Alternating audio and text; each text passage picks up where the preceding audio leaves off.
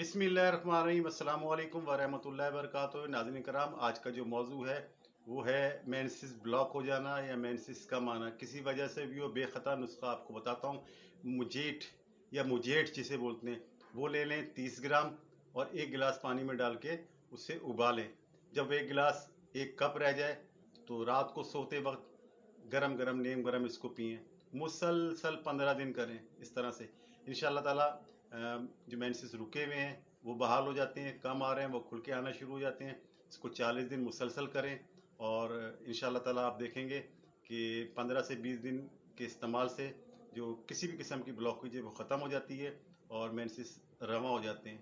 तो इंशाल्लाह ताला ना खाली जाने वाला नुस्खा है। इस तरह की और मज़ीद रेमेडीज़ देखने के लिए मेरे चैनल यूट्यूब चैनल हकीम लाडला को सब्सक्राइब करें और इस वीडियो को ज़्यादा ज़्यादा शेयर करें ताकि वो औरतें जो परेशान हैं मेंसेस की वजह से उन तक ये नुस्खा पहुंच सके। अल्लाह हाफिज़।